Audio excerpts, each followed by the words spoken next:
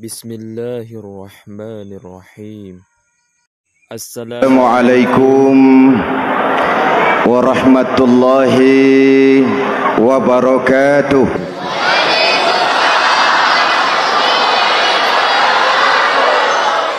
Alhamdulillahi wahdah, sadaqa wa'dah wa nasara 'abdah. Wassalatu wassalamu ala man la nabiyya ba'dah, Sayyidina Muhammad ibn Abdullah wa ala alihi wa sahbihi wa mawalah, amma ba'du. Saudara-saudara kaum muslimin yang saya cintai, perjalanan waktu telah mengantarkan kita memasuki Ramadan. Kata orang, jauh berjalan banyak dilihat, dan pengalaman adalah guru yang paling bijaksana. Kalau ibadah Ramadan kita berhasil, maka kita yang malam ini pasti bukan kita sebulan yang lalu. Kita yang malam ini adalah kita yang telah ditempa, digojlok, digembleng oleh kawah candra di mukanya Ramadan. Dan setelah perjalanan panjang, perjuangan mengendalikan diri dan menahan nafsu, kita akan merayakan Idul Fitri. Apa yang harus kita laksanakan? Malam ini saya ingin sampaikan ayat 186 surah Al-Baqarah, di mana Allah menuntun kita. Pertama, walitukmilul iddata, hendaknya engkau sempurnakan jumlah bilangan hari puasamu. Puasa sebulan penuh, bisa 29, bisa 30 hari. Yang bisa ru'yat, punya persyaratan mampu ru'yat, silahkan ru'yat. Yang tidak mampu, ikut yang aman saja, dengerin pengumuman pemerintah, cari amannya saja. Sempurnakan jumlah bilangan hari puasamu. Sebab apa? Puasa itu macam-macam. Ada yang puasa model beduk, depan rapat, belakangnya kosong, cuman pembukaan. Ada juga yang pembukaan, pertengahan, dan penutupan. Ada juga yang penutupan saja, mau dapat Lailatul Qadar.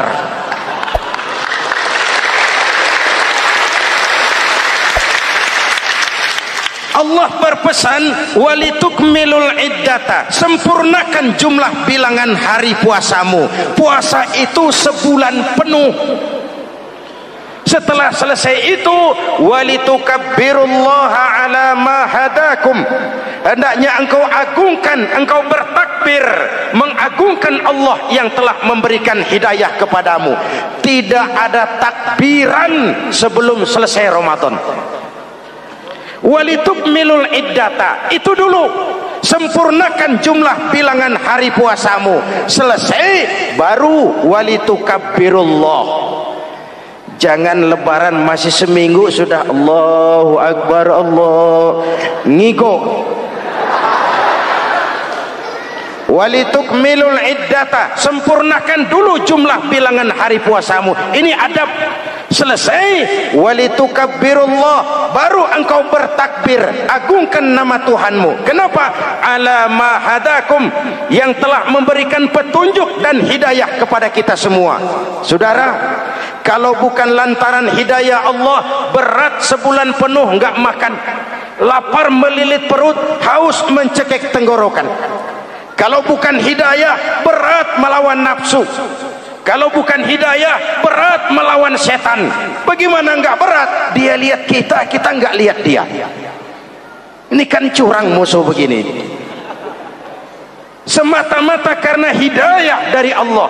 Intan paling mahal, mutiara paling berharga, tidak lain adalah hidayah. Saudara lihat dalam sejarah, Kadang-kadang anak Nabi tidak dapat hidayah, tidak terpanggil mengikuti kebenaran. Kan'an anak Nabi Nuh, betul? Kadang-kadang bapak Nabi tidak dapat hidayah. Azar bapaknya Nabi Ibrahim. Ibrahim penegak tauhid, bapaknya produsen berhala. Kadang-kadang istri Nabi tidak mendapat hidayah, kafir, istrinya Nabi Lut. Kadang-kadang paman Nabi tidak dapat hidayah, ingkar, Abu Jahal, Abu Lahab, paman Nabi kita. Anak Nabi, bapak Nabi, istri Nabi, paman Nabi, hidayah tidak datang, mereka tidak terpanggil mengikuti kebenaran. Alhamdulillah, kita yang ponakan Nabi aja bukan.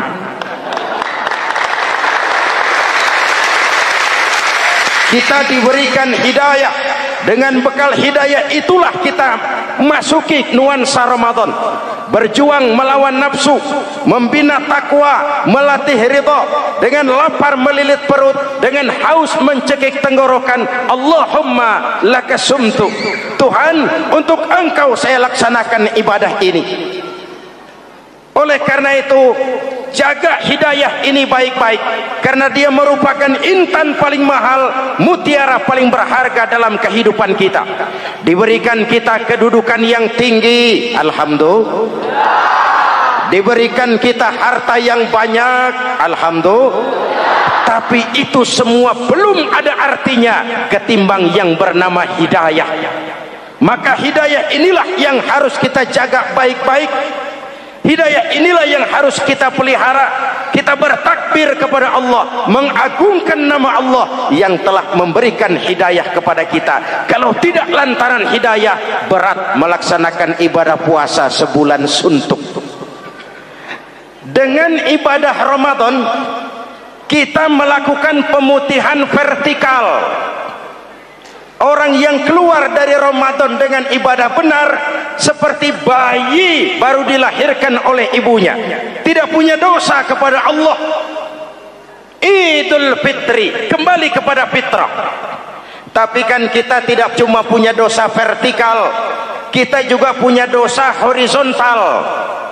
Kita tidak cuma berdosa kepada Allah, kita juga sering salah kepada sesama manusia.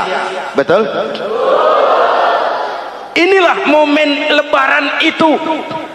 Dosa kepada Allah, taubat langsung kepadanya, sonder calok.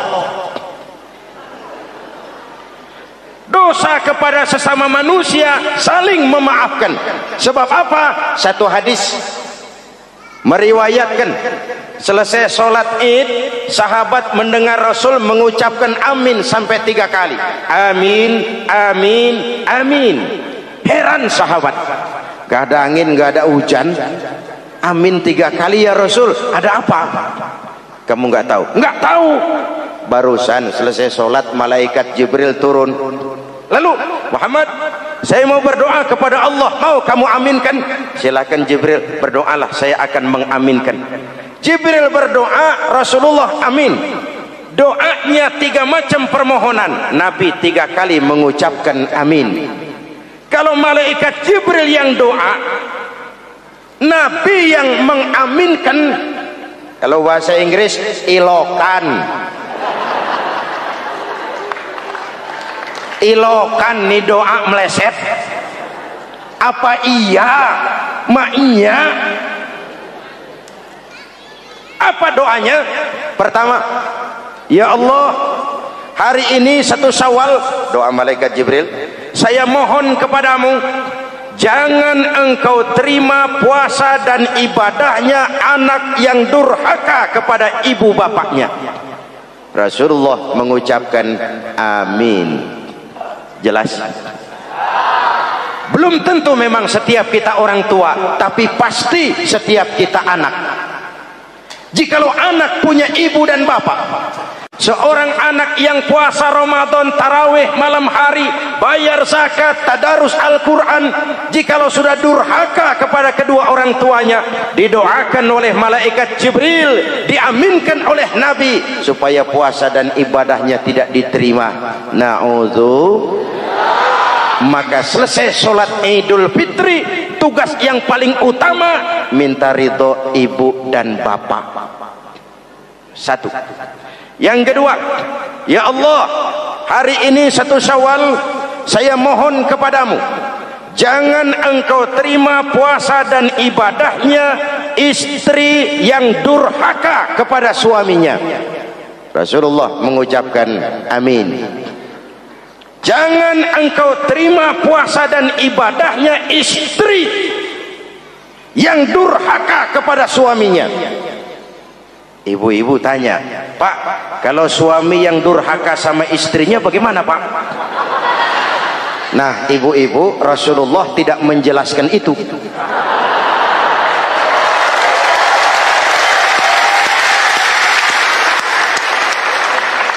Ya bukannya mau menang sendiri, memang hadisnya nggak sampai ke situ. Cuma nanti di akhirat yang akan disidang habis-habisan, dimintai pertanggungan jawab tentang rumah tangganya adalah suami, bukan istri. Nah, istri itu swarga manut, neraka katut.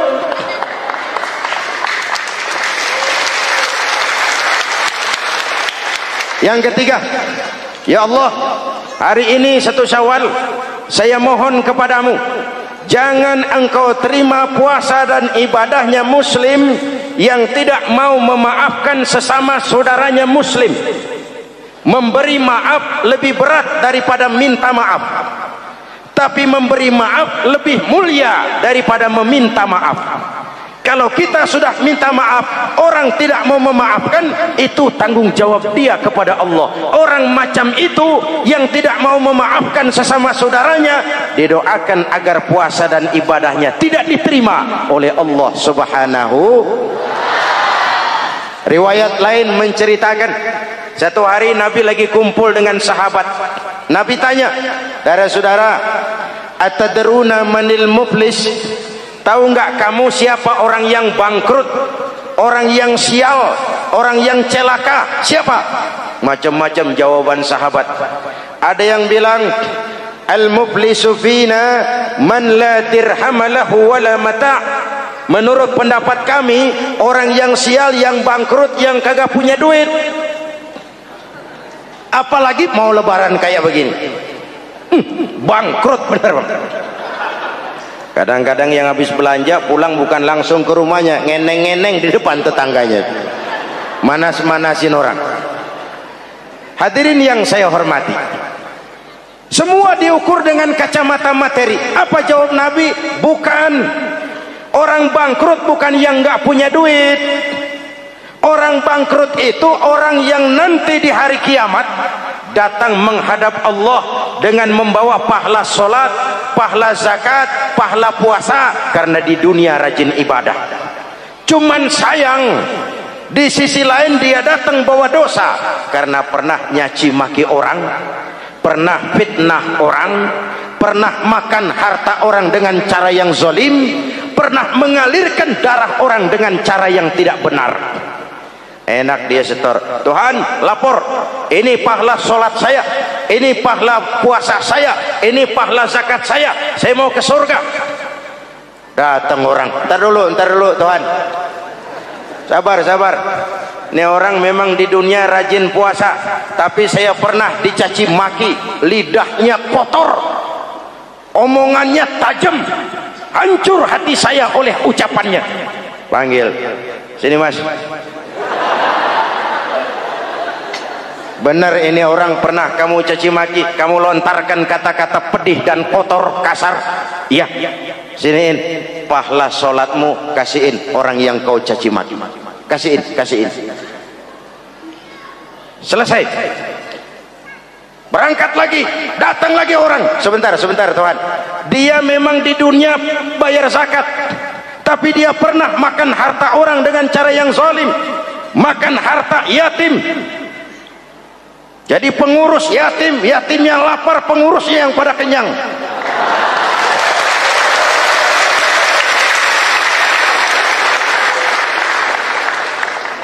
Saya menuntut keadilan. Benar. Siniin pahala zakatmu, kasih orang yang kau makan hartanya. Kalau kebaikannya habis, yang nagih datang terus. Apa yang terjadi? Dosa orang yang dia sakiti diambil, diberikan kepada dia. Bangkrut nggak? Pahala dipretelin, dosa dikasih. Modal boros, tagihan utang datang terus. Bangkrut bin bangpak alias sial dangkalan. Tahu sial dangkalan? Itu namanya udah jatuh ketiban ember. Jatuhnya sakit, ketiban embernya bonyok. Kita tidak ingin jadi manusia yang rugi dan bangkrut. Karena itu, jikalau ibadah Ramadan memperbaiki hubungan kita kepada Allah, maka Idul Fitri dengan silaturahmi lebarannya memperbaiki hubungan antar sesama manusia, agar kita jangan termasuk golongan orang-orang yang bangkrut. Karena cuma baik hubungannya kepada Allah, tapi tidak baik hubungannya dengan sesama manusia. Ada orang yang pernah difitnah, ada orang yang pernah dicaci maki, ada orang yang pernah dijelek-jelekin, ada orang yang hartanya dia makan dengan cara yang zalim, ada orang yang dia alirkan darahnya, dia bunuh tanpa alasan yang benar. Itu semua akan jadi bebannya di akhirat nanti. Kalau dia menyangkut hakul adami, hak-hak manusia, maka kita harus minta maaf kepada yang bersangkutan. Rasul mengajarkan, ma min muslimaini yaltaqiyani fayatasafahani illa ghafarallahu dzunubahuma. Apabila dua orang Islam bertemu lalu bersalam-salaman, Allah hapuskan dosa yang terjadi di antara kedua orang itu. Jadi baik hubungan kita kepada Allah, jalur hablum minallah, dan baik juga hubungan kita dengan sesama manusia, hablum minan nas. Keduanya ternyata saling berkaitan. Saudara hadirin yang saya cintai, dengan begitu kita berusaha memperbaiki hablum minallah dan sisi lain hablum minan nas, agar kita tidak menjadi orang yang bangkrut di akhirat nanti. Bapak Ibu, saudara-saudara kaum muslimin yang berbahagia, memanfaatkan momentum Idul Fitri dalam kondisi negara kita sekarang ini. Indonesia kita ini kan masih sakit, betul? Multi krisis. Mula-mula kita ini kena krisis moneter, rupiah anjlok, dolar naik ke langit, sampai pernah April 97 dolar mencapai 17 ribuan dari 2.500. Apa enggak kolab? Itu pasti bukan mainan rakyat kecil. Mereka yang dapat kredit BLBI rame-rame borong dolar.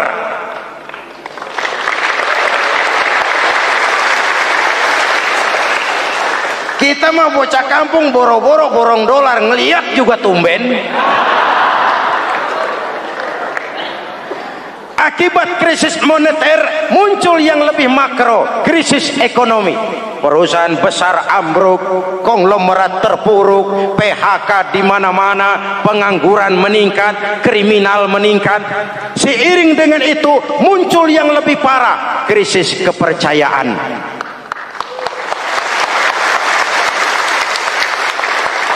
Benih-benih perpecahan bertebaran di mana-mana. Dampaknya masih sangat terasa sampai sekarang ini. Kita lihat sekarang ini, Aceh belum selesai, Papua minta merdeka, Timur Timur cerai. Dalam kondisi seperti inilah momentum Idul Fitri harus jadi lem perekat yang menjaga keutuhan kita. Sampai Rasulullah berpesan, ini 3 pesan utama beliau yang saya sampaikan malam ini. Pertama, silman qata'ak, bersilaturahmilah kau kepada orang yang marah denganmu. Kalau orang baik kita baik lagi, pantas, memang mestinya begitu. Tapi bersilaturahmilah kepada orang yang marah denganmu. Kita harapkan lebaran nih yang silaturahmi jangan cuman kita rakyat di kampung, tapi yang ngaku atau diakui sebagai pemimpin, para elit politik di atas saling bersilaturahmi.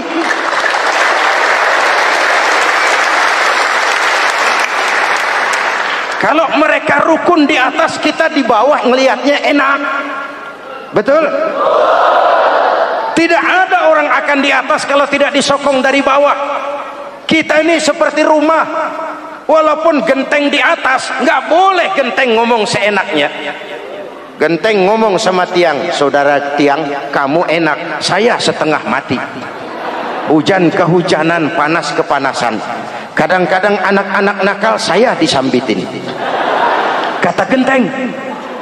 Yang jadi tiang ngomong, teng. Kata tiang, ngomong jangan sembarangan, teng. Kamu kira kamu bisa nongkrong di atas, itu gara-gara siapa, teng? Kan saya sokong dari bawah, kata tiang. Kalau saya miring, kamu ambruk, teng.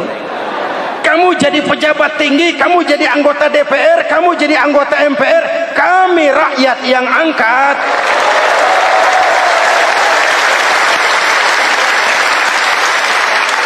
Jangan udah di atas pada berebut turu-turu dia melulu, capek rakyat. Ada yang jadi anggota dewan cuman pengen petatang peteteng, cari prestise dan gengsi. Ada yang cuma jadi trompet kekuasaan, pokoknya apa kata kekuasaan akur, setuju. Kekuasaan bilang, saudara-saudara, bumi ini lonjong, lonjong. Lalu rakyat dapat apa dari wakil kayak begitu? Inilah momentum Idul Fitri. Mari kita manfaatkan silaturahmi. Jangan mewarisi sifat dendam, karena dendam tidak akan menyelesaikan persoalan.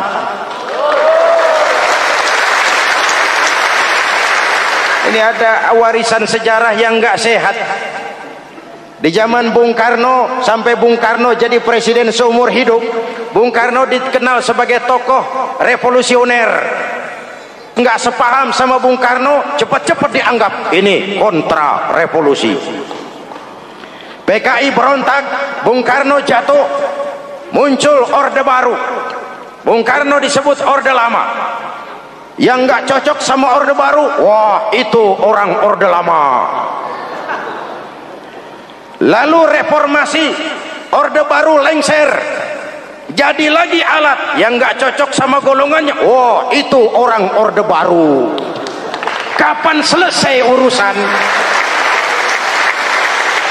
Kalau kita terjebak dengan budaya dendam, naik ini babat itu, naik itu sikat ini, kapan mau selesai? Rasulullah lahir di Mekah, perjuangannya dihambat, dicaci maki, dilontari kotoran onta, sahabatnya dibantai, diancam mau dibunuh, hijrah ke Madinah. Setelah di Madinah jadi besar, tentaranya kuat, pengikutnya banyak, pasukannya hebat. Satu saat beliau masuk kembali ke kota Mekah dengan kekuatan full, tentara yang gagah, Quraisy pucar kacir. Ini nih Muhammad yang dulu kita caci maki, yang dulu kita ancam mau kita bunuh, yang kita usir, sekarang dia masuk dengan tentaranya yang hebat. Kalau dia menuntut balas, habis kita sekarang ini. Apa jawab Nabi? Beliau turun dari punggung onta, lalu pidato dengan tawadu. Saudara-saudara, al-yauma yaumul marhamah. Ini hari yang penuh kasih sayang. Walaupun dulu kau usir aku dari sini, kau sambiti aku, kau bantai pengikutku, aku datang bukan membalas dendam. Ini hari yang penuh kasih sayang. Tidak akan ada pertumpahan darah. Yang masuk Masjidil Haram aman, yang masuk rumah Abu Sufyan aman. Dihormatinya ketokohan Abu Sufyan di depan pengikutnya. Ini akhlak. Kenapa orang macam Mandela lebih bisa mencontoh Rasul daripada kita? Mandela yang 27 tahun mendekam dalam penjara, dia keluar tanpa bawa benih-benih dendam. Dia satukan Afrika Selatan, dia bimbing Afrika Selatan menuju kejayaan dan kemajuan. Kenapa Mandela yang tidak kenal Pancasila bisa lebih mencontoh akhlak Rasul ketimbang kita yang katanya orang-orang pengikut sunnah? Saya khawatir. Ya bukan berarti saya tidak setuju, hukum harus tetap ditegakkan. Tapi kalau terus cari kambing hitam, kambing hitam, kambing hitam, kapan kita dewasa? Semua usut, semua saya khawatir nanti pun satu saat Nabi Adam bakal diusut. Kenapa dia makan buah khuldi? Kita jadi keleleran di Lebak Bulus begini. Kalau enggak kan kita masih di surga aja. Mari kita dewasa, mari introspeksi. Silman qata'ak. Mudah-mudahan nanti lebaran kita pengen lihat nih. Kalau yang di atas sudah pada satu, kita yang di bawah enak. Tapi kalau memang pada ribut juga, kita yang di bawah jangan ikut-ikutan. Nonton aja nonton. Giliran rame tepuk tangan. Oh, namanya elit susah ditebak. Nih hari dia berebut beda pendapat, ntar malam dia makan bareng. Kita di bawah udah kedongan ngasa golok. Kan berapa urusan? Sekarang udah nggak zamannya ngerahin masa. Sekarang adu argumen, biar rakyat tentukan mana yang lebih pantas. Hadirin yang saya hormati, silman qata'ak, bersilaturahmilah kepada orang yang marah denganmu. Momentum Idul Fitri harus meredam keberingasan, harus mencuatkan semangat persatuan dan kesatuan. Udah capek kita diobok-obok. Yang kedua, wa'ati man haramak. Ini masalah kepedulian. Berikan orang yang bakhil kepadamu, sampai orang yang pelit pun kasih. Kepedulian. Banyak anak-anak yatim kita, janda-janda tua. Kalau yang muda sih nggak usah dipikirin, dewan penyantunnya udah banyak aja. Orang-orang jompo, mungkin baju kita sudah kurang berharga di lemari kita, tapi sangat berharga ketika kita berikan kepada orang lain. Berbagi rasa. Jangan ada yang lapar di samping yang senyum, jangan ada yang menangis di samping yang tertawa. Hadirin yang ketiga, wa'fu amman zalamak, maafkan orang yang berlaku zalim kepada dirimu. Maafkan orang yang berlaku zalim. Jangan mewarisi sifat dendam, karena Ramadan sudah melatih kita. Tidak akan menyelesaikan persoalan. Dengan semangat ini, maka persatuan, kesatuan, kerukunan dan kekompakan akan lebih mudah kita wujudkan. Kita ingin Indonesia esok lebih baik daripada sekarang ini. Amin. Dan tentu saja kita berharap banyak dari para pemimpin-pemimpin kita. Semoga lebih bersikap sebagai negarawan, bukan hanya sebagai politisi. Karena jujur saya ingin berkata, reformasi memang telah melahirkan politisi, tapi belum banyak melahirkan negarawan. Negarawan adalah orang yang ngayomi seluruh rakyat. Sekarang rakyat cuma di atas namakan, biar banyak banget. Kalau tidak mendukung dia, dianggap bukan rakyat. Biar dikit banget, kalau pendukungnya, itulah rakyat sejati. Ini pemimpin model apa kayak begini?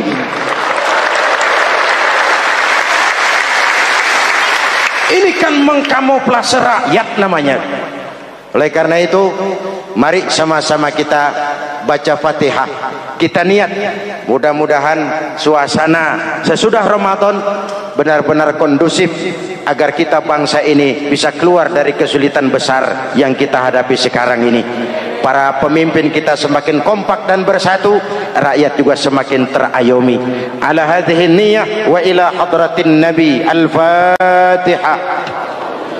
Bismillahirrahmanirrahim. Alhamdulillahi rabbil alamin, arrahmanir rahim, maliki yaumiddin. Iyyaka na'budu wa iyyaka nasta'in. Ihdinas siratal mustaqim, siratal ladzina an'amta 'alaihim ghairil maghdubi 'alaihim waladdallin. Amin.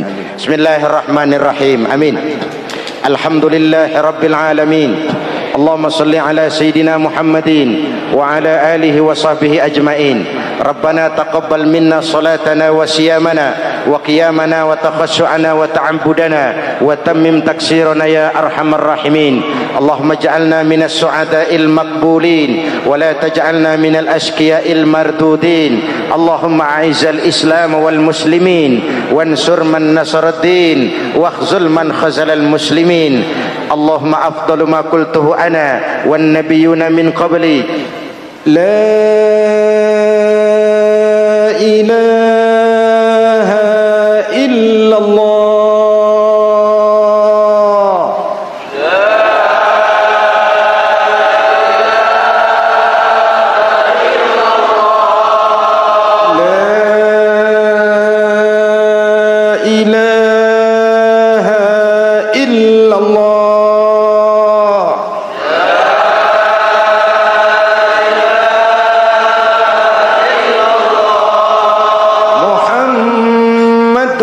Rasulullah.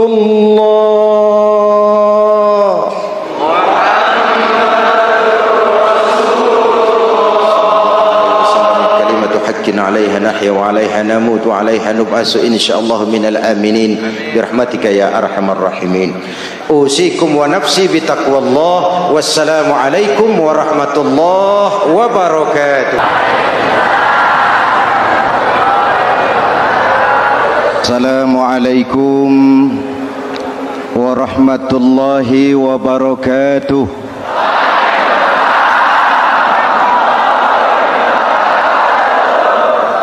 Alhamdulillah, wassalatu wassalamu ala Rasulillah Sayyidina Muhammad ibn Abdullah wa ala alihi wa sahbihi wa mawala, amma ba'du. Hadirin hadirat ma'asyiral muslimin yang saya cintai, Ramadan adalah madrasah, sekolah, tempat di mana kita banyak sekali belajar tentang hidup dan kehidupan, supaya kita lebih siap menghadapi hidup, supaya kita punya wawasan, supaya kita mampu melihat persoalan jauh ke depan, supaya kita tidak terjebak pada keuntungan sesaat tapi merugikan jangka panjang. Malam ini saya ingin mengajak kita semua melihat kurikulum Ramadan. Pelajaran apa yang diberikannya kepada kita? Pertama, Ramadan mengajarkan kita menjadi orang-orang yang sabar, ulet, dan tahan uji. Ini zaman di mana persaingan tajam, betul? Jangankan jadi pejabat tinggi, jangankan jadi pengusaha sekarang ini, jadi kiai saja kalau tidak sanggup bersaing,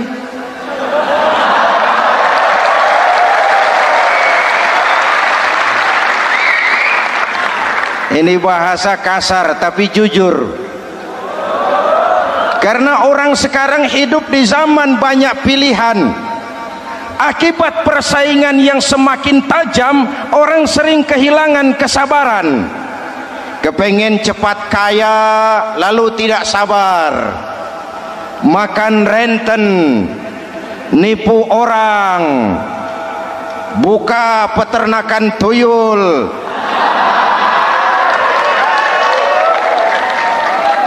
korupsi. Sekarang ini kan lagi santer Bulog Gate jilid 2. Rupanya memang tajam uang Bulog itu. Bulog sudah memakan salah seorang mantan ketuanya, berdoa Amang. Bulog sudah memakan seorang presiden. Sekarang Bulog sedang mengarah kepada ketua DPR.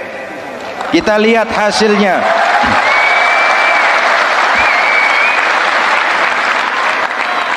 Tentu saja kita prihatin karena kita tahu ekonomi kita sedang sulit, hutang melilit leher, tetapi pada sisi lain kita melihat enak saja uang mengalir puluhan miliar untuk sesuatu yang tidak terkait dengan kepentingan rakyat.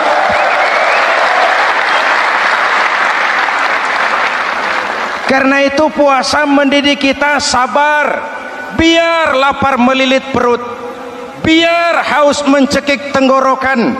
Kalau maghrib belum datang, jangan sentuh makanan, jangan ambil minuman, sabar. Betul? Ada waktunya. Lalu lintas itu macet karena kendaraan besar tidak mau ngalah, kendaraan kecil tidak tahu diri. Betul? Antrian di pasar kacau karena yang sudah dapat nggak mau minggir, yang di belakang dorong-dorong. Betul? Dimanapun antrian kacau, Bung. Kalau yang sudah dapat mau dapat lagi, yang nunggu kelamaan, akhirnya dorong-dorongan, kacaulah kehidupan sosial. Puasa melatih kita sabar, karena sebagai bangsa kita punya latar belakang sejarah. Kita ini bangsa yang ditempa oleh segala macam kesulitan. Kita 350 tahun dijajah Belanda, sulit. Setelah merdeka kita dirongrong oleh berbagai macam pemberontakan, susah. Lalu PKI berontak, susah lagi. Lalu berdiri Orde Baru, lama-lama susah lagi. Orde Baru selesai, muncul reformasi, masih susah juga. Kita bangsa yang ditempa oleh kesulitan, bangsa yang tahan bantingan, bukan bangsa yang cengeng. Karena itu mari kita menjadi diri kita. Kita akan gagal kalau kita mau jadi orang lain. Kita akan gagal kalau kita hidup di bawah bayang-bayang orang lain. Jadilah kita diri kita sendiri. Sabar, ulet, dan tahan uji. Inilah kurikulum pertama dari pelaksanaan ibadah puasa. Sehingga dengan dibekali sifat sabar, kita bisa mengendalikan diri. Manusia hebatnya ya. Ayo kita banding-bandingkan.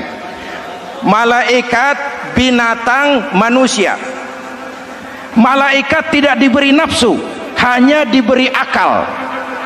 Kalau malaikat tidak pernah salah, wajar. Jibril nggak pernah korupsi ayat. Ah, ini ada ayat bagus, saya pakai sendiri saja ini. Tidak. Malaikat maut tidak pernah salah address mencabut nyawa orang yang belum waktunya mati. Tidak pernah. Dan itu wajar. Malaikat makhluk tanpa alternatif. Secara instinktif dia diciptakan untuk taat. Sebaliknya binatang diberi otak tapi tidak diberi akal. Binatang hanya diberi nafsu. Kalau binatang tiap hari salah, wajar. Ayam kalau sudah datang syahwatnya, tidak usah menoleh ini banyak orang apa tidak. Betul. Kuda keliling kota tidak pakai celana, tenang saja. Betul. Dan wajar, namanya juga binatang. Sedangkan manusia diberikan akal dan diberikan nafsu. Tiap hari terjadi perjuangan. Kadang akal menang, kadang nafsu yang menang. Ketika akal menang, kita lebih tinggi dari malaikat. Ketika nafsu yang menang, kita lebih rendah daripada binatang. Hadirin yang saya cintai, itu pelajaran pertama, sabar, ulet, tahan uji. Lalu pelajaran yang kedua, melahirkan sikap istiqamah, punya stabilitas temperatur batin, istilah sekarang. Soal istiqomah ini saya tidak akan menjelaskan pengertiannya, saya mau cerita saja. Mau dengar nggak? Ini tentang istiqomah. Dalam satu pertempuran, Jenderal Salahuddin Al-Ayyubi bersama tentaranya, tentara Islam, pernah mengalami kekalahan. Karena kalah, banyak yang ditahan jadi tawanan orang-orang kafir, beberapa perwira dan banyak ofsir. Tercatatlah ada 3 orang ofsir jadi tawanan raja kafir ini. Satu hari raja kafir musyawarah dengan perdana menterinya. Perdana menteri, saya tuan raja, ini tawanan Islam ini enaknya diapain? Kalau enaknya sih dibunuh saja tuan raja, selesai urusan. Soal bunuh sih gampang perdana menteri. Maksud tuan raja, bujuk saja agar dia meninggalkan Islamnya, ikut ke agama kita, nanti kita kasih hadiah. Begitu. Iya, baiklah, besok saya sidang 3-3-nya. Besoknya Ini 3 opsir disidang di tempat terbuka langsung oleh Perdana Menteri. Mula-mula dipanggil opsir pertama. Opsir pertama, ya Perdana Menteri, sini. Baik. Kamu tahu kamu siapa? Tahu. Siapa kamu? Tawanan. Iya, kalau tawanan bisa diatur kan? Diatur bagaimana? Kamu mau nggak ikut saya bersama Tuan Raja meninggalkan Islam agamamu, mengkhianati saudara-saudaramu sebangsa, setanah air, sekeyakinan? Ikut dengan saya, tinggalkan Islam. Nanti kamu akan saya angkat jadi pejabat tinggi, gaji cukup, rumah cukup, kendaraan cukup, istri cukup. Tapi kalau kamu menolak, kamu akan saya bunuh. Tuan Perdana Menteri, ya. Apa Anda menyangka selama ini saya berjuang karena kepengen kedudukan yang tinggi? Nih, Tuan menyangka saya berjuang ini karena kepengen harta yang banyak, jaminan hari depan yang memadai? Tidak, Tuan Perdana Menteri. Saya tinggalkan keluarga, kampung halaman, sanak famili, handai taulan. Saya jihad karena mengharap ridho Allah Subhanahu wa ta'ala. Tapi sekarang kamu tawanan kan? Itu resiko perjuangan. Kamu tidak mau meninggalkan Islam? Tidak. Kamu akan saya bunuh. Silakan. Kamu tidak takut mati? Tidak. Kamu berani? Dari kemarin. Apa dikira baru sekarang saya berani? Tuan Perdana Menteri, saya berharap memang saat-saat seperti ini bisa saya temukan. Ibadah saya sedikit, sholat saya kurang, puasa saya kurang. Barangkali dengan jihad saya bersimbah darah, mati di tangan Tuhan, Allah akan mengampuni dosa-dosa saya dan saya dapat tiket untuk mencapai keridhaannya.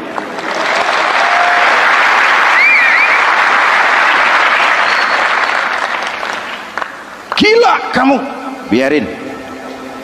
Kalau ini Tuan anggap gila, saya bisa berbuat lebih gila dari ini. Saya bunuh kamu. Bunuh. Algojo dipancung. Deal. Ini terlepas kepalanya dari badannya, menggeluntung kepalanya ke bawah, jatuh bergelindingan. Itu kepala lepas dari badan, ngaji, baca ayat Quran, sampai Perdana Menteri bingung. Minggir, ini ada kepala ngaji. Ayatnya yang dibaca, ya ayyatuhan nafsul mutmainnah irji'i ila rabbiki radiyatan mardiyah. Wahai jiwa yang tenang, kembalilah kepada Allah dengan diridhoi, masuklah ke dalam golongan hamba-hambaku dan masuklah ke dalam surgaku. Matanya terpejam rapat, bibirnya tersenyum, dia gugur sebagai syahid karena membela keyakinan. Dia istiqamah, tidak goyah oleh tawaran jabatan dan kedudukan yang tinggi.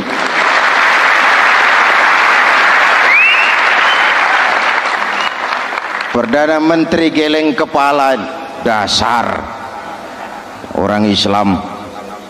Panggil opsir kedua. Opsir kedua, ya Perdana Menteri, kamu sudah lihat temanmu yang barusan? Sudah. Mati kan? Mati. Kamu bagaimana? Mau tetap berjuang untuk Islam atau ikut kami? Jabatan tinggi, kedudukan tinggi, rumah tinggi, bagaimana? Atau mau mati seperti teman kamu barusan? Sudah kamu pikir? Sudah, Perdana Menteri. Sudah apa? Sudah, jangan banyak omong. Maksud kamu apa? Saya sudah tidak sabar mau nyusul teman saya yang barusan itu. Saya tidak bayangkan bagaimana disambut oleh malaikat di surga. disambut oleh para bidadari di surga, menggapai ridho Allah. Oh Perdana Menteri, sudah jangan banyak omong, kalau mau potong saya. Perdana Menteri bilang ini lebih gila dari yang pertama. Yang pertama masih mau diajak ngomong, ini malah langsung minta disembelih. Ayo Algojo, potong lagi. Deal. Terpisah lagi kepalanya dengan badan, jatuh ke bawah, menggeluntung, ngaji lagi. Ayatnya yang dibaca, wujuhun yawma izin nadirah ila rabbiha nazirah. Muka mereka hari itu berseri-seri kepada ridho Allah. Mereka memandang, bibirnya senyum, matanya terpejam, dan dia ajal dengan husnul khatimah, mendapat syahid karena teguh punya keyakinan, istiqamah dalam perjuangan, tidak goyang, tidak mencela dan mencele.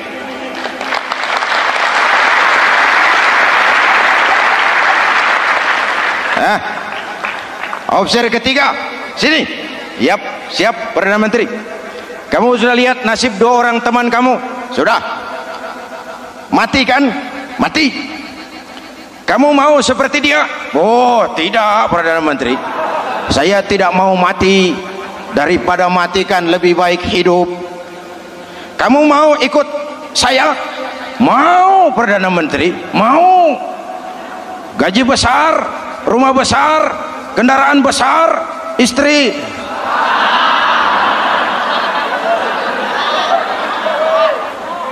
Mau Perdana Menteri, saya mau. Daripada tidak jadi apa-apa, kan lebih baik jadi apa-apa.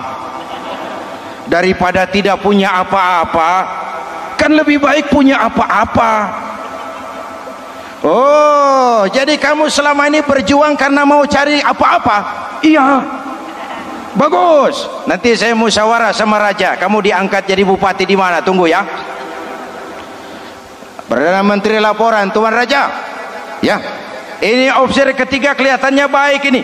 Dia mau mengkhianati teman-temannya, sebangsa, setanah air, sekeyakinan, mengkhianati bangsanya, meninggalkan agamanya. Dia mau ikut kita angkat jadi pejabat. Di mana dia? Raja senyum. Oh, soal angkat mengangkat sih gampang Perdana Menteri. Cuma saya pikir-pikir opsi ketiga ini kok tegel-tegelin, kok sampai hati ya. Temannya sendiri, seiman, sekeyakinan, sebangsa, setanah air dikhianati karena mengejar jabatan, harta, kedudukan. Orang itu Perdana Menteri kalau sudah mau mengkhianati saudaranya sendiri, apalagi orang lain.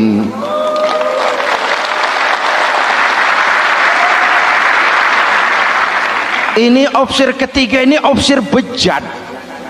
Anda bayangkan temannya sendiri dikhianati, nanti kalau ada kesempatan kita ditikam dari belakang. Jadi bagaimana Tuan Raja? Malah kalau saya lihat yang dua yang sudah mati itu orang hebat Perdana Menteri, punya pendirian, istiqamah. Malah kalau bisa yang dua itu dihidupin lagi. Loh, dihidupin bagaimana Tuan Raja, sudah kadang mati. Jadi bagaimana ya opsi ketiga ini? Bunuh. Buat apa piara benalu jadi duri di kaki nanti? Bunuh.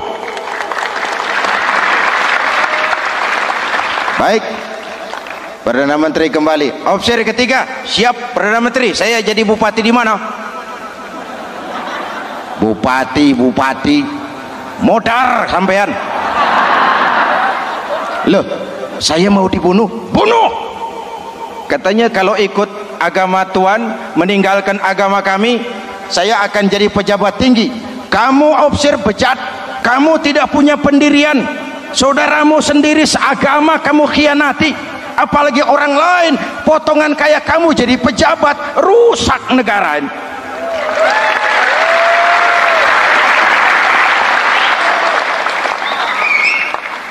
Hadirin hadirat yang berbahagia, saya lanjutkan cerita ini. nanti kesimpulan diambil sendiri-sendiri. Jadi saya mau dibunuh Tuan Perdana Menteri. Ya, kamu mau dibunuh. Tidak jadi pejabat. Tidak. Kamu bejat. Bejat kok mau jadi pejabat. Nanti juga kalau kamu jadi pejabat, paling kerjamu memperkaya dirimu sendiri, paling banter keluargamu dan golonganmu. Rakyat tetap saja tidak terurus.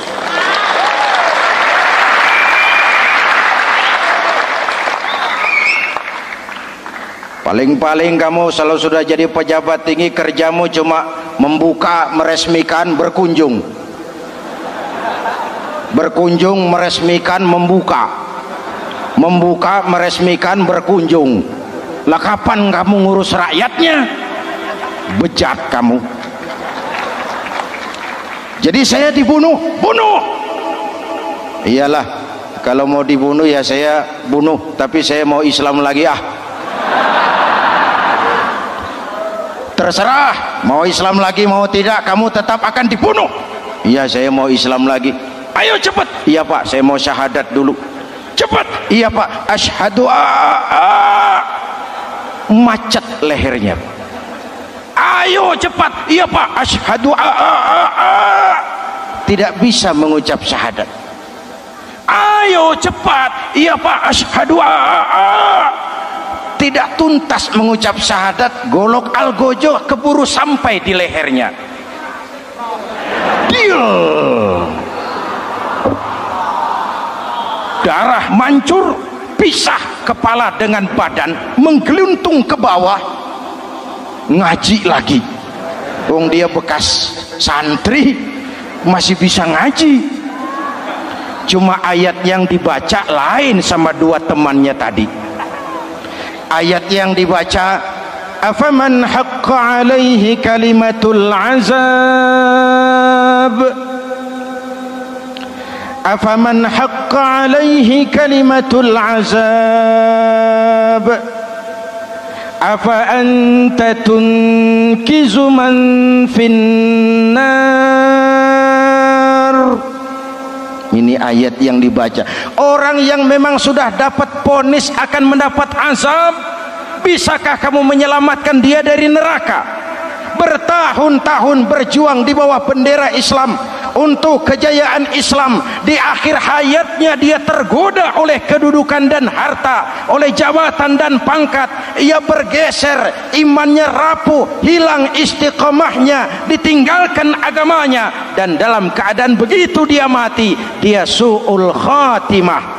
Na'udzu. Hadirin, apa guna saya ungkapkan ini? Mari kita belajar, perlu stabilitas temperatur batin. Saya sering katakan, berapa banyak orang waktu di bawah teriak-teriak berantas korupsi, ganyang korupsi, sikat korupsi, cuma karena belum dapat kesempatan. Begitu dapat kesempatan, korupsinya lebih gila dari yang dia teriaki. Betul? Waktu di bawah rajin baca ayat kursi, dapat kursi lupa sama ayat. Betul? Betul? Ini yang memerlukan sikap istiqamah, konsisten. Hanya dengan semangat seperti ini, maka kita tidak akan goyah oleh tantangan yang bagaimanapun beratnya. Hadirin yang saya muliakan, Allah berjanji orang-orang yang beriman kemudian beristiqamah, tatanazzalu alaihimul malaikatu alla takhafu wala tahzanu, akan turun kepada mereka malaikat seraya berkata, kamu tidak usah takut, kamu tidak usah sedih, Allah akan memberikan pertolongan kepada orang-orang yang istiqamah. Ayo kita tetap istiqamah melaksanakan ibadah hanya kepada Allah Subhanahu wa ta'ala. Nah, yang ketiga, ikhlas. Allahumma lakasumtu, untuk engkau saya berpuasa. Orang mau puji atau tidak bukan soal, orang mau lihat atau tidak bukan soal. Kalau sudah berbuat, yang penting karena Allah saja. Keikhlasan itu, kalau amal kita adalah jasad, ikhlas adalah roh.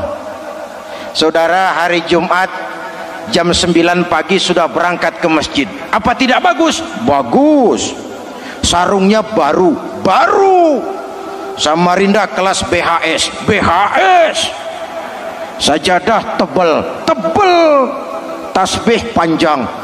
Jam 9 sudah berangkat. Iya, padahal sholat jam 12. Betul. Apa pahalanya besar? Nanti dulu. Itu berangkat jam 9 itu maunya apa? Pameran sarung? Atau di dekat masjid ada janda? Atau apa? Disinilah peran keikhlasan. Keikhlasan itu bukan kata. Malah kalau kita, oh saya ikhlas loh, biasanya tidak ikhlas kalau sudah ngomong begitu. Ikhlas itu amalan batin. Puasa ini menyelamatkan kita dari penyakit riya. Saya ingatkan Al-Ghazali bilang penyakit dua macam, penyakit zahir dan batin.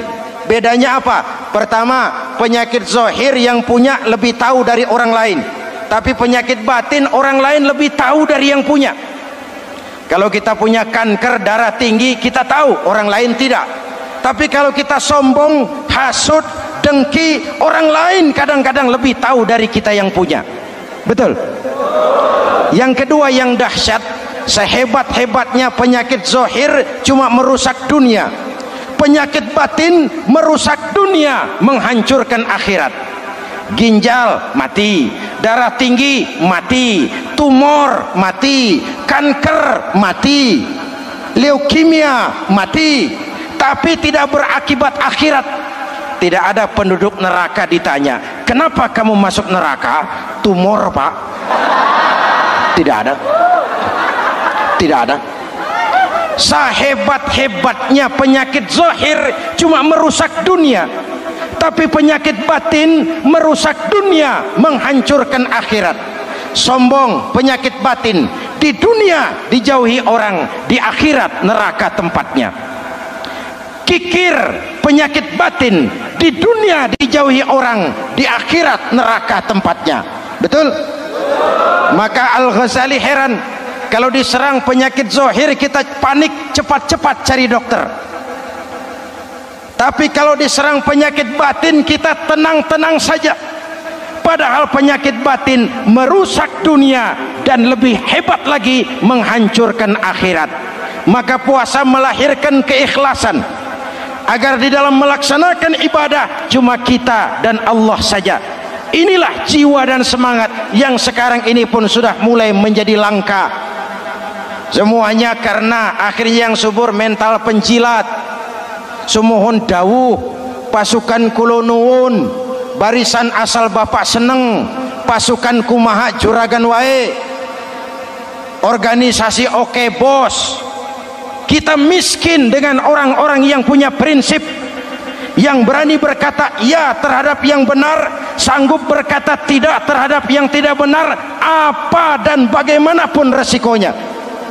Kita terlalu kaya dengan barisan asal bapak seneng, pasukan oke bos, organisasi kumaha juragan wae, dan kita miskin dengan orang-orang yang punya kepribadian, yang tegar dan istiqomah apapun resiko yang dihadapinya. Jadi dengan keluar dari sekolah Ramadan, semangat keikhlasan makin tumbuh dalam hidup dan kehidupan kita.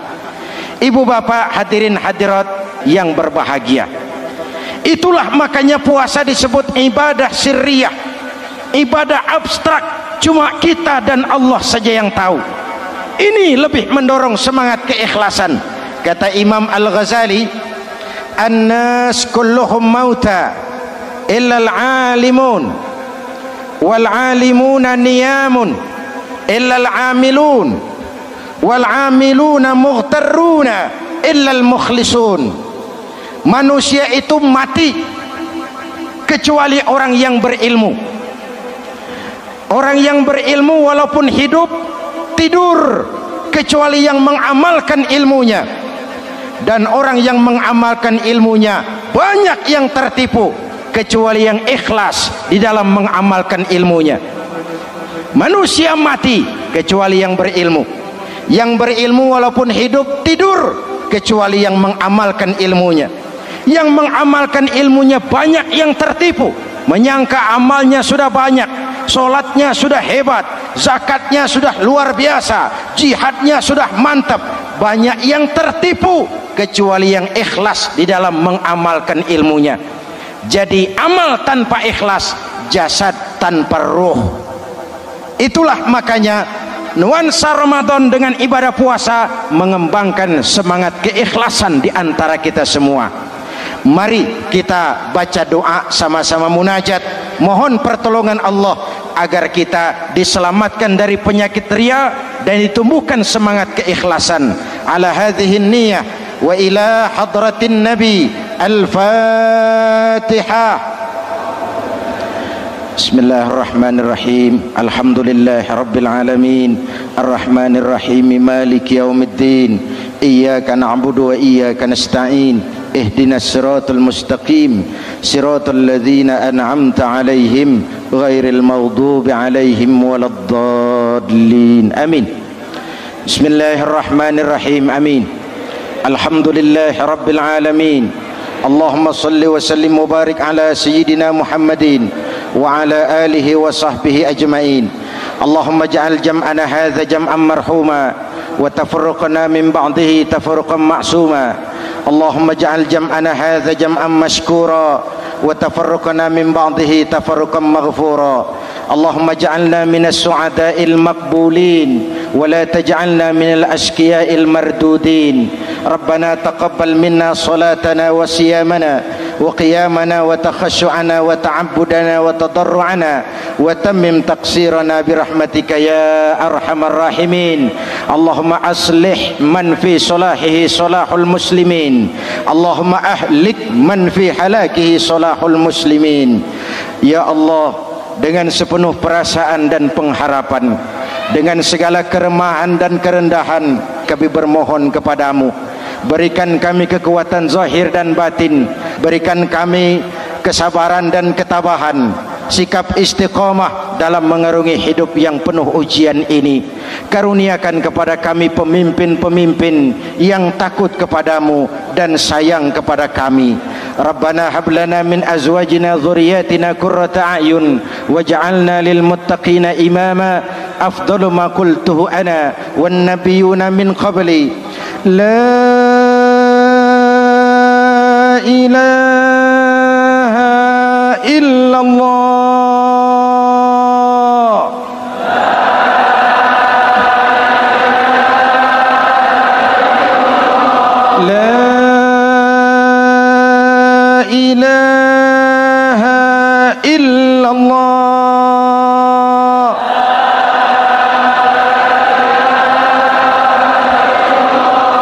Muhammadur Rasulullah. Amin. Kalimatu haqqin 'alaiha nahya wa 'alaiha namut wa 'alaiha wa biha nub'atsu insyaallah minal aminin birahmatika ya arhamar rahimin. Sallallahu ala sayyidina Muhammadin wa ala alihi wa sahbihi ajma'in. Hana rabbika rabbil izzati amma yasifun. Salamun alal mursalin walhamdulillahi rabbil alamin. Assalamualaikum warahmatullahi wabarakatuh.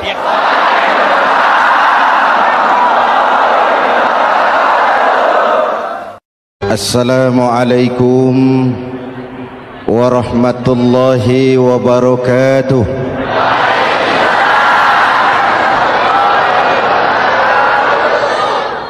Alhamdulillah wassalatu wassalamu ala Rasulillah Sayyidina Muhammad ibn Abdullah wa ala alihi wa sahbihi wa mawala.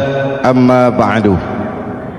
Saudara-saudara kaum muslimin di seluruh tanah air, hari-hari pada minggu akhir Ramadan kita bersama-sama menyaksikan sebuah fenomena tentang pindahnya kegiatan umat dari masjid ke pasar, dari masjid ke terminal, dari masjid ke stasiun, dari masjid ke bandara, apa boleh buat, itulah wajah kita. Bahwa lebaran artinya mudik, bahwa lebaran artinya baju baru dan makanan. Lebaran berbeda dengan Idul Fitri. Lebaran adalah tradisi yang setiap kita boleh ikutan. Siapa saja boleh ikut lebaran, tapi tidak tiap orang bisa merayakan Idul Fitri. Mau puasa atau tidak puasa boleh lebaran, tidak dilarang sama petugas keamanan. Mau ibadah Ramadan atau tidak melaksanakan ibadah Ramadan boleh ikut lebaran, tapi tidak berarti merayakan Idul Fitri, karena selalu ada kos dari apa saja yang kita lakukan. Saya mau cerita, mau dengar nggak? Ada dokter gigi, dokter baru, satu sore praktek, pasiennya 4 orang nunggu duduk jejeran. Dipanggil pasien pertama, diperiksa, berlubang giginya, dicabut tanpa dibius. Oh, namanya dokter baru. Pasien ini teriak, aduh sakit dok, tidak kuat, sakit. Teriakannya keras sekali. Pasien yang 3 orang yang nunggu gemeter, lari semua. Sudah saya dicabut, diobati, selesai, tanya, sudah selesai dok? Sudah mas. Berapa biayanya? 200.000. Loh, biasanya kan 50.000, kok 200.000? Biasanya sih memang 50.000, tapi siapa suruh kau teriak? Yang 3 lari.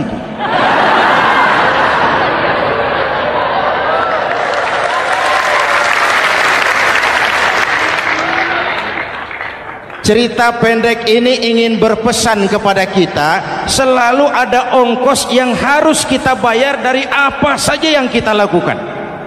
Mau ibadah atau tidak, mau jadi orang baik-baik atau jadi bajingan paling tengik, mau berbuat salah atau berbuat soleh, selalu ada kosnya, selalu ada ongkosnya. Kita bicara kembali kepada fitrah, Idul Fitri. Bagaimana caranya? Pertama, saya ingin mengutip bagian pendek dari ayat 185 Al-Baqarah. Walitukmilul iddata walitukabbirullaha ala ma hadakum wala'allakum tashkurun. Ada 4 hal dari cuplikan ayat pendek ini. Pertama, walitukmilul iddata, hendaknya engkau sempurnakan jumlah bilangan hari puasamu. Berpuasa sebulan penuh. Sebulan penuh itu bisa 29, bisa 30. Pak, kalau beda pendapat bagaimana? Ada yang lebaran tanggal 5, ada yang lebaran tanggal 6. Hadirin, bagi yang punya kemampuan berijtihad, silahkan melakukan ru'yatul hilal. Bagi yang tidak, lebih aman ikut pesan Nabi. Apa pesan Nabi? Fa iza ikhtalaftum fa alaikum bisawadil a'zam ma'al haqqi wa ahlihi. Kalau kamu berbeda pendapat, ikut golongan terbanyak yang benar dan ahlinya. Jadi walaupun banyak, kalau tidak benar dan bukan ahlinya, tidak usah ikutin. Banyak benar dan ahlinya. Contoh, 100 insinyur berbeda pendapat dengan 10 kiai tentang doa kunut.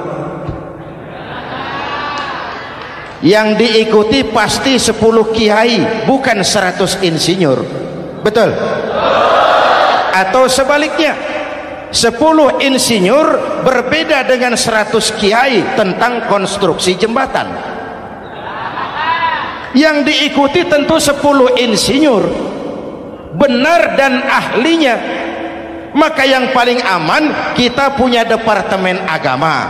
Departemen Agama punya ahli dari MUI, dari Nahdlatul Ulama, dari Muhammadiyah, dari Al-Wasliyah, dari Syarikat Islam, dikumpulkan melakukan ru'yatul hilal. Yang paling aman, dengeri saja pengumuman Departemen Agama.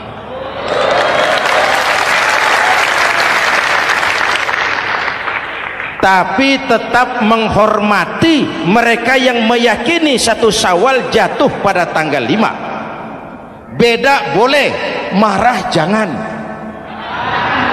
Jelas? Saudara boleh suka tempe, tapi jangan menghina orang yang tidak suka tempe. Saudara boleh senang tahu, tapi jangan ngenyek karo wong yang senang tahu. Hadirin yang saya hormati, walitukmilul iddata, kalau mau kembali kepada fitrah, sempurnakan jumlah bilangan hari puasamu. Makna sempurnakan di sini 2, sempurnakan 1 bulan penuh dan sempurnakan semangat puasamu. Walaupun Ramadan berakhir, puasa jangan selesai. Kenapa?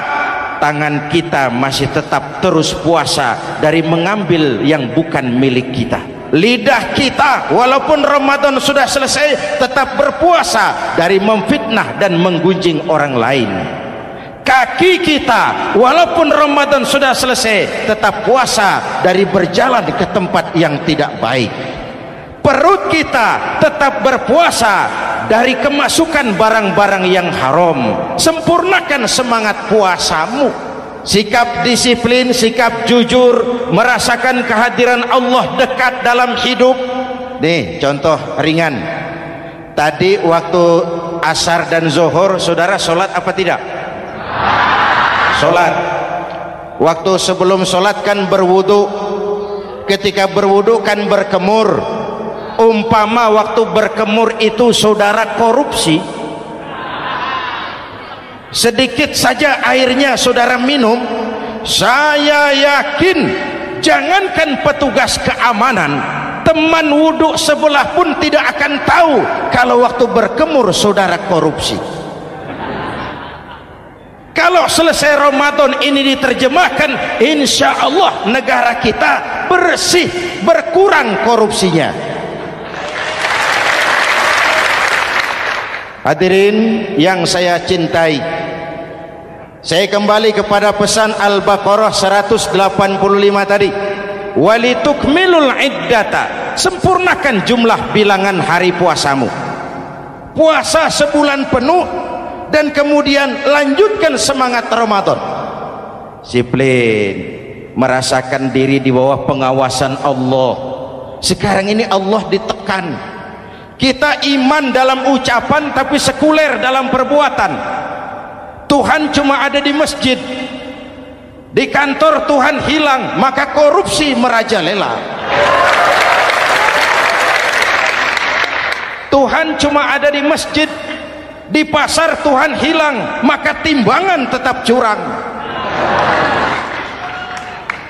Iman dalam ucapan tapi sekuler dalam perbuatan. Kalau jiwa dan semangat Ramadan kita bisa terapkan, insya Allah korupsi akan berkurang. Sekarang kan kita prihatin, yang tadinya teriak-teriak wong cilik malah ribut rumah mewah. Yang tadinya teriak-teriak rakyat kecil sekarang malah ribut soal villa 5 miliar. Ini kan menyedihkan, memilukan dan memalukan. Tidak punya sense of crisis. Nah, saya juga nggak tahu apa itu. Udah dengerin aja, kenapa sih? Usil bener. Padahal ekonomi kita masih terpuruk. Lapangan kerja sulit. Jumlah pengangguran rata-rata 2 juta orang per tahun. Lapangan kerja baru sulit terbuka karena investor, jangankan yang dari luar mau masuk, yang di dalam siap-siap keluar. Terakhir kita dengar Sony, pabrik elektronik besar, mau cabut lagi, pindah invest ke Taiwan, menyusul pabrik silet yang di Ciputat itu. Ketika ditanya, apa investasi di Cina lebih murah? Tidak, dia bilang lebih mahal, cuma lebih pasti. Di Indonesia murah, cuma mejanya kebanyakan. Biaya siluman, namanya siluman nggak karu-karuan. Keluar uang banyak, urusan tidak pasti, capek. Disahkan undang-undang penyiaran yang justru ditolak oleh masyarakat penyiar sendiri. Industri penyiaran bakal kolaps karena sekarang ini boro-boro mereka industri televisi mau break even point, mau pulang modal, dengan ke depan bisa bangkrut. Akibatnya bisa kita pastikan, jumlah pengangguran makin bertambah. Hadirin yang saya hormati, kita memang setuju jangan terlalu mengadopsi siaran-siaran televisi dari luar. Kita harus punya filter, tapi pada sisi yang sama kita juga harus memperhatikan lapangan kerja buat rakyat kita ini. Walitukmilul iddata, sempurnakan jumlah bilangan hari puasamu. Kalau jumlah hari puasa sudah sempurna, tuntunan yang kedua dari Al-Quran, walitukabbirullah, hendaknya engkau agungkan nama Tuhanmu. Takbiran. Takbiran itu bisa sendiri, bisa berjamaah, bisa di rumah, bisa di masjid, bisa di surau, bisa dengan pawai keliling, asal dilaksanakan dengan tertib dan tidak mengganggu lalu lintas umum. Prakteknya yang terjadi, pawai keliling itu mengganggu ketertiban umum, perang petasan, mengganggu lalu lintas. Terjadi macam, ada yang takbiran bawa bendera partai. Innalillahi wa inna ilaihi raji'un. Ini takbir politik. Hadirin yang saya hormati, kalimat takbir dalam kondisi kita, saya ingatkan kepada satu ungkapan Bung Tomo. Bung Tomo, pelaku sejarah, tokoh 10 November yang dikenal sebagai Hari Pahlawan, dalam satu pidatonya saya ingat pernah berkata, andai kata tidak ada kalimat takbir, ini ungkapan Bung Tomo, andai kata tidak ada kalimat takbir, saya tidak tahu dengan apa saya harus menggerakkan putra-putra terbaik bangsa untuk bangkit berjuang melawan penjajah.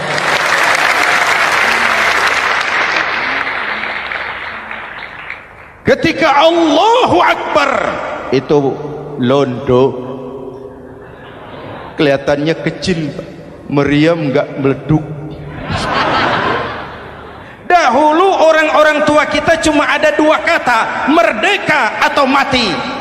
Tidak berpikir nanti kalau menang dan merdeka saya jadi wali kota di mana.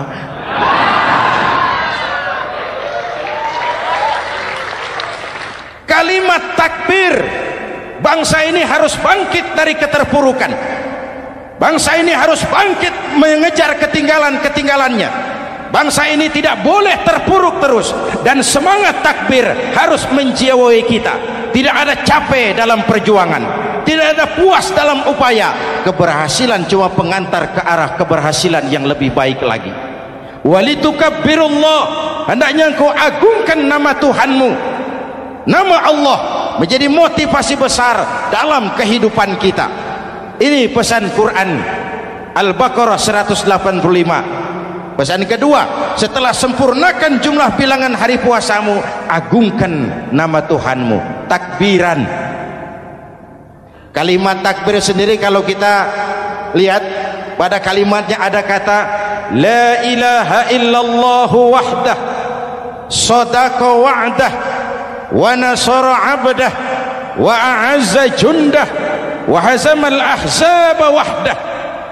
Tidak ada Tuhan selain Allah, esa, tidak beranak, tidak diperanakan, wahdah, tidak bisa diumpamakan dengan apapun. Sadaqa wa'dah, Allah yang maha menepati janjinya. Wa nasara 'abdah, Allah yang maha menolong hambanya.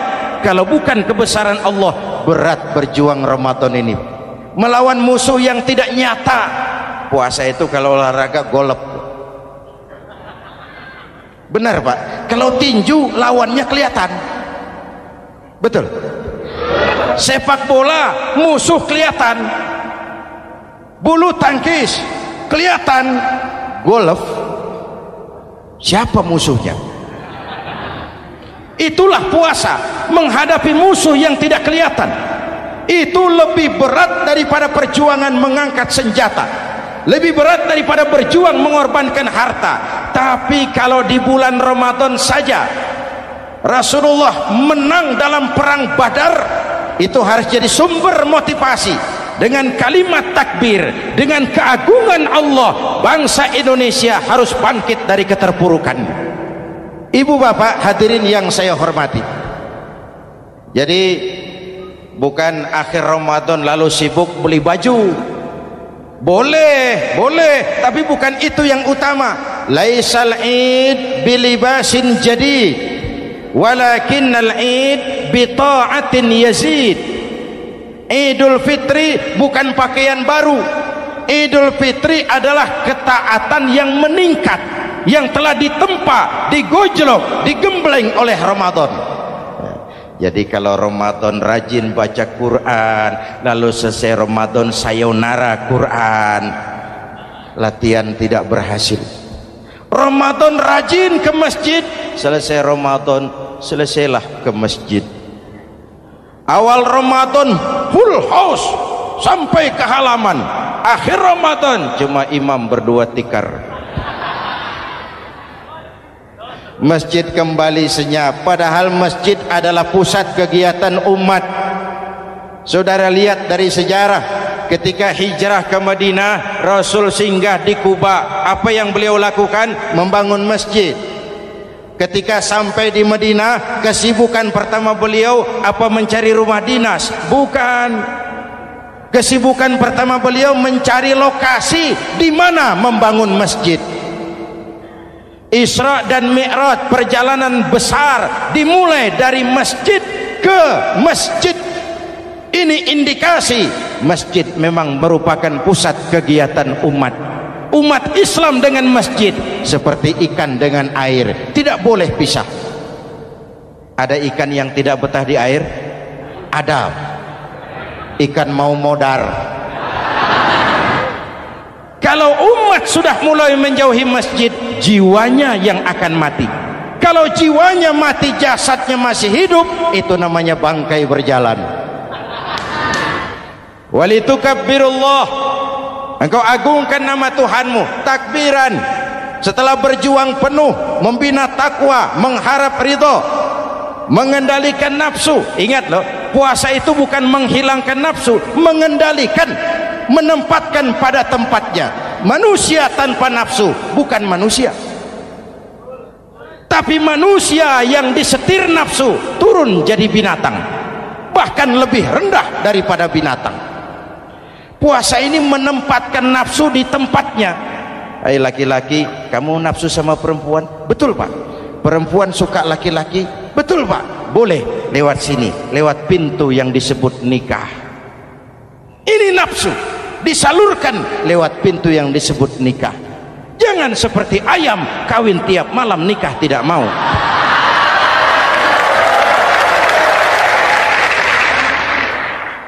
Hai manusia, nafsu kepada materi, kepengen kaya? Iya pak, boleh. Usaha yang halal, jual beli yang halal. Wa ahallallahu al-bai'a wa harrama riba. Allah halalkan jual beli. Jangan ingin kaya lalu makan renten, ingin kaya lalu korupsi, ingin kaya lalu buka peternakan tuyul. Manusia ingin berkuasa, boleh, tapi tetap punya etika dan moral.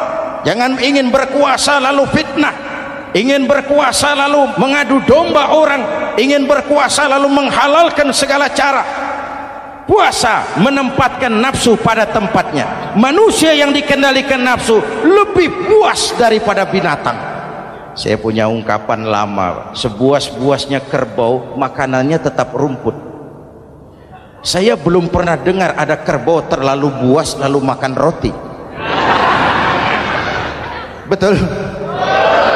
Tapi manusia kalau sudah dikendalikan nafsu, Manusia bukan cuma makan nasi, aspal, semen, kertas, minumnya solar, jauh lebih buas daripada binatang.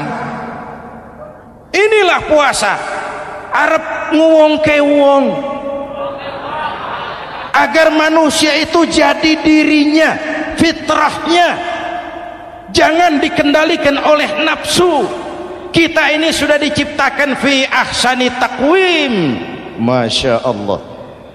Hadirin, yang ketiga pesan Al-Baqarah 185 tadi, setelah sempurna jumlah bilangan hari puasa, lalu mengumandangkan takbir, membayar zakat fitrah. Kenapa itu kita lakukan? Mengagungkan nama Allah, ala ma hadakum, agungkan nama Allah yang telah memberikan hidayahnya kepadamu. Masya Allah nih, hidayah, kita bersyukur.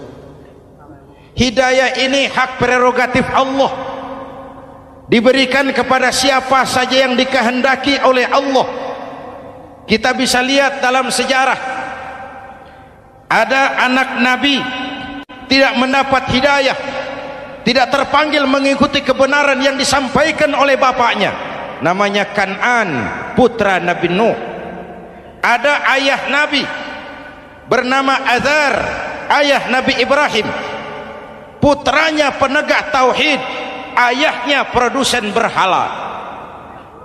Ada istri Nabi, istrinya Nabi Lut, tidak mendapat hidayah, tidak terpanggil mengikuti kebenaran. Lalu Abu Jahal, Abu Lahab, paman Nabi, melihat Nabi, menyaksikan mukjizat, mendengar wahyu, melihat tutur kata Nabi, hidayah tidak datang kepada dia, maka mereka tidak terpanggil mengikuti kebenaran. Kita alhamdulillah keponakan Nabi saja bukan, mendapat yang namanya hidayah ini. Ini harus kita pelihara, kita jaga baik-baik, karena ini merupakan hak prerogatif Allah. Yahdi man yasha, diberikan kepada siapa saja yang dikehendakinya. Hadirin, sembari kita mengambil pelajaran tentang Kan'an yang tidak dapat, putra Nabi Nuh. Ini saya ngambil bagian cerita sejarah, masih mau dengar? Nabi Nuh diberi umur 950 tahun, berdakwah sepanjang hidup. 800 tahun beliau dakwah, dapat pengikut tidak lebih 80 orang, rata-rata 10 tahun satu. Yang dihadapi ini umat yang kurang ajar, bandel, bajingan, tengik. Kalau diceramahi, telinganya ditutup dengan tangannya. Ini saking kurang ajarnya ini umat. Diberikan dakwah, telinganya ditutup dengan tangan. Nabi Nuh ketika di puncak kesabarannya munajat, ya Rabb, bagaimana Nuh? Siang malam saya berdakwah kepada umat ini, saya sampaikan risalahmu, saya canangkan seruanmu, saya sampaikan ajaranmu. Inni da'autu qaumi lailan wa nahara, siang malam saya berdakwah kepada umat. Wa inni kullama da'autuhum ja'alu asabi'ahum fi adhanihim, tiap kali saya sampaikan dakwah kepada mereka, mereka tutup telinganya dengan tangannya. Saya tidak sanggup menghadapi umat seperti ini, ya Allah. Habis mau kamu bagaimana Nuh? Sikat saja sudah semua ini, bikin mati saja. Nanti kalau punya anak, anaknya kafir lagi, lebih baik bapak moyangnya, mbah-mbahnya sikat semua. Rabbi la tazar 'alal ardi minal kafirina dayyara, jangan disisakan orang kafir, habisin semua. Itu mau kamu? Iya. Buat kapal Nuh, nanti aku turunkan banjir. Dengan apa saya membuat kapal ya Rabb? Pakai kayu Nuh. Kayunya dari mana ya Rob? Dari pohon tentu. Pohonnya belum ada ya Rob. Tanam dulu Nuh. Membuat kapal kayunya nanam pohon dulu.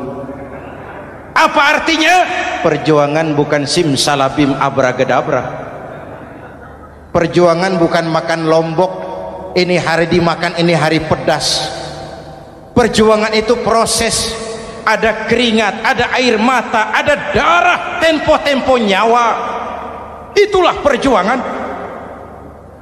Sudah pohon ditebang, buatkan kapal di tengah kampung.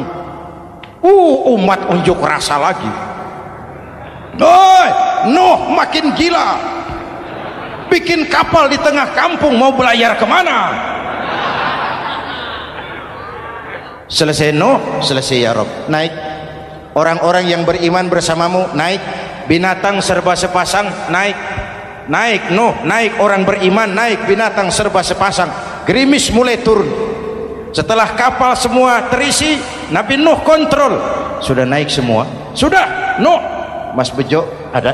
Ada. Bawa Painem, naik sudah, masuk. Oke. Hei, Kan'an anak saya ikut tidak naik kapal. Kami tidak lihat Nuh. Turun ke bawah. Ada Kan'an.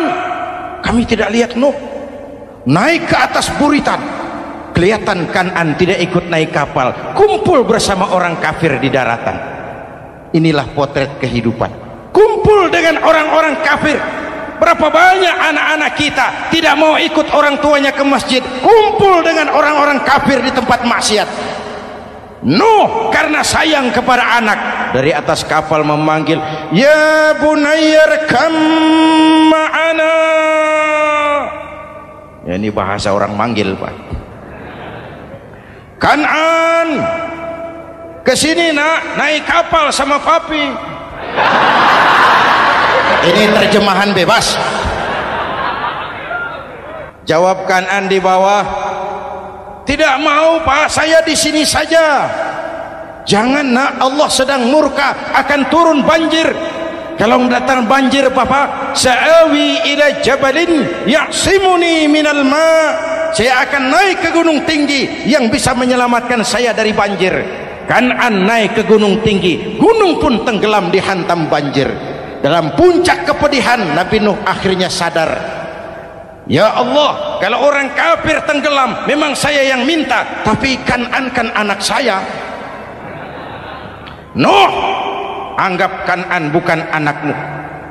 Wa innahu amalun ghairu salih. Nuh sadar, akhirnya bilang, ana urid wa anta turid wallahu fa'alun lima yurid. Aku punya kemauan, kau Kan'an punya kemauan, Allah juga punya kemauan. Kemauan Allah lah yang akhirnya jadi kenyataan. Nek sekarang juga kita ngadepi musim banjir. Bukan banjir air saja, banjir peradaban-peradaban yang masuk ke negeri kita. Banjir maksiat, banjir munkarot. Kalau kita sudah ke masjid, kita sudah naik kapal, tolong kontrol anak-anak kita, tolong kontrol tetangga kita. Ayo naik kapal, banjir.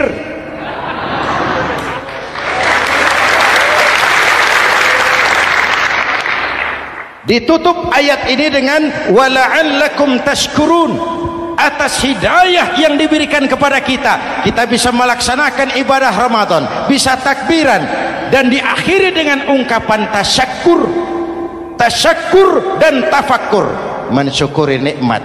Saya berulang kali mengingatkan, nikmat bisa berubah menjadi azab kalau kita tidak pandai mensyukurinya.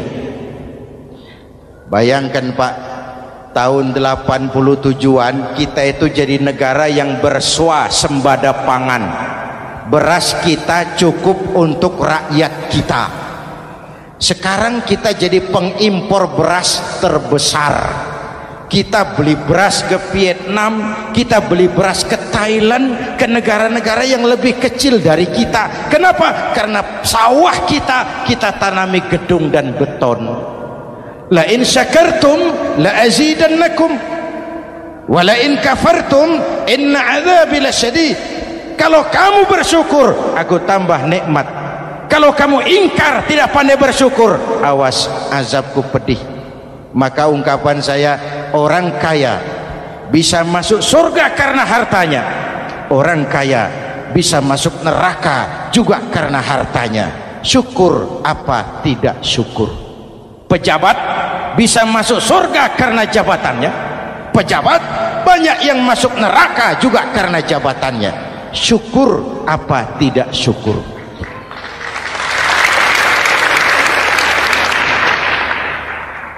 Orang alim, kiai bisa masuk surga karena ilmunya.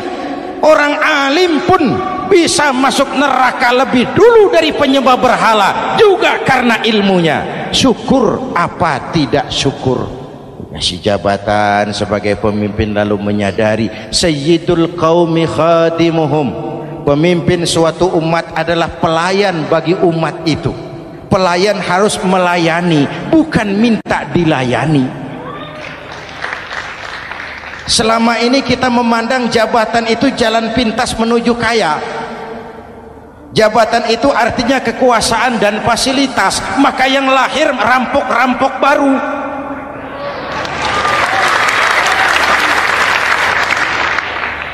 Jabatan adalah alat untuk pengabdian di tengah rakyat yang sedang susah, di tengah negara yang sedang terpuruk. Kita memerlukan pemimpin-pemimpin yang sadar sayyidul qaumi khadimuhum. Pemimpin suatu kaum adalah pelayan bagi kaum itu sendiri. Ibu bapak hadirin yang saya hormati, dengan mensyukuri itu maka makna Idul Fitri meresap kembali kepada fitrah kita sebagai manusia. Fitrah kesucian. Secara sederhana orang gambarkan kembali kepada fitrah seperti bayi baru dilahirkan oleh ibunya, bersih, suci, tanpa dosa, lantaran sudah dibersihkan oleh ibadah Ramadan. Tapi para ulama khalaf ada yang mengartikan fitrah itu kecenderungan kepada kebajikan. Kecenderungan kepada kebaikan itu juga fitrah. Kembali kepada fitrah manusia, kecenderungan untuk berbuat baik. Kita lahir bayi tidak punya dosa, betul? Tidak ada dosa warisan dalam Islam. Kalau harta warisan ada, dosa warisan tidak. Karena itu dalam Islam juga tidak ada penebusan dosa. Kalau dosa bisa ditebus dengan uang, tentu Menteri Keuangan nomor 1 masuk surga.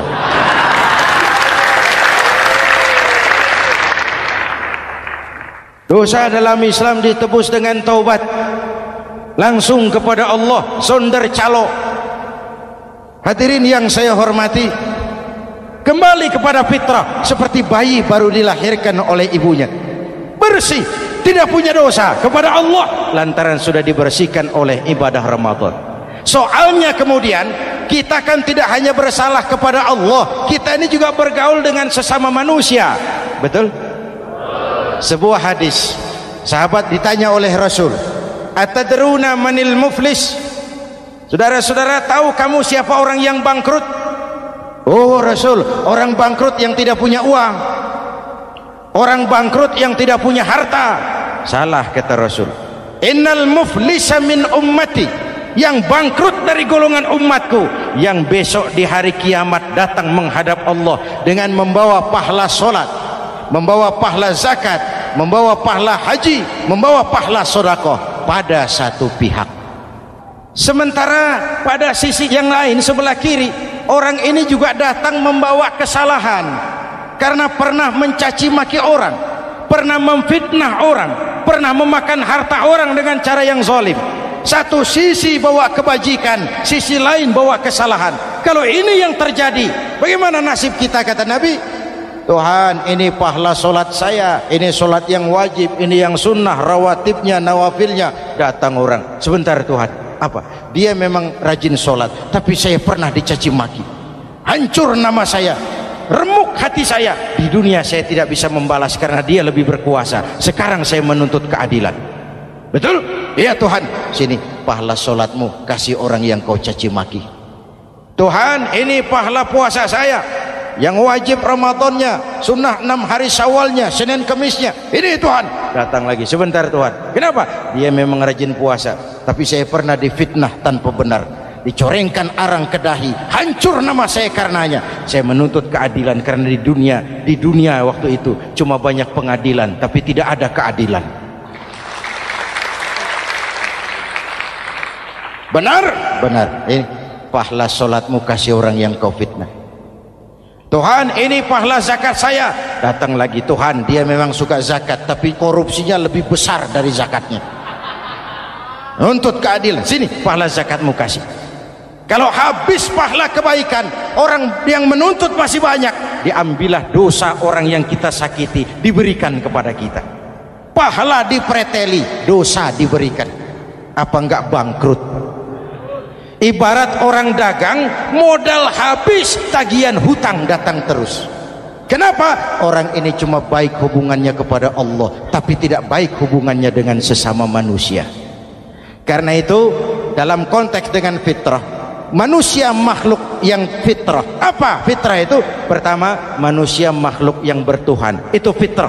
Mengingkari Tuhan, mengingkari fitrah. Yang kedua, manusia makhluk sosial, zon politikan. Itu fitrah. Kita tidak bisa hidup sendiri.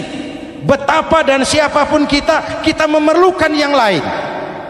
Maka nuansa Ramadan intinya adalah silaturahmi. Nuansa Idul Fitri silaturahmi antara sesama kita. Ada baiknya saya ingatkan lagi sebuah hadis. Masih mau dengar?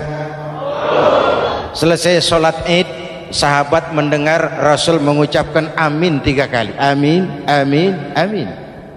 Ya Rasul, ada apa? Tadi turun Jibril selesai sholat, mau berdoa. Muhammad, aku mau mohon kepada Allah, mau kau aminkan? Silahkan Jibril. Jibril doa, Rasul amin. Doanya 3 macam permohonan, maka Rasul 3 kali mengucapkan amin. Kalau sudah Jibril yang doa, Rasul yang amin, apa iya doanya ditolak? Apa isi doanya? Yang pertama, ya Allah, doa malaikat Jibril, hari ini 1 Syawal, waktu itu doanya, saya mohon kepadamu, jangan engkau terima puasa dan ibadahnya anak yang durhaka kepada ibu bapaknya. Rasul mengucapkan amin. Renungan buat kita. Itu sebabnya barangkali sesibuk-sibuk di Jakarta masih mau mudik nemui orang tua. Yang kedua, ya Rabb, saya mohon kepadamu, jangan engkau terima puasa dan ibadahnya istri yang durhaka kepada suaminya. Amin. Kedengaran, Bu? Ada ibu-ibu tanya, Pak, kalau suami yang durhaka sama istrinya bagaimana? Hadisnya tidak menjelaskan itu, Bu.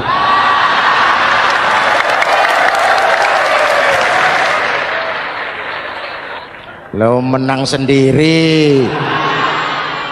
Yang jelas suami itu presiden rumah tangga, dimintakan tanggung jawab tentang istrinya. Nah, istri swargo manut neraka kadut. Ketika pulang Isra Mi'raj saja Rasul bercerita, aku diperlihatkan neraka. Neraka ya Rasul? Iya. Lalu aku lihat isinya kok kebanyakan perempuan. Perempuan. Laki bagaimana? Laki juga tidak sedikit. Cuma kebanyakan perempuan. Ya Rasul, apa mereka tidak sholat? Sholat. Apa mereka tidak ngaji? Oh, rajin mereka sama suaminya. Kenapa banyak mereka di sana? Rasul senyum dan menjawab, hunna yakfurnal asir. Umumnya perempuan kurang bisa terima kasih sama suaminya.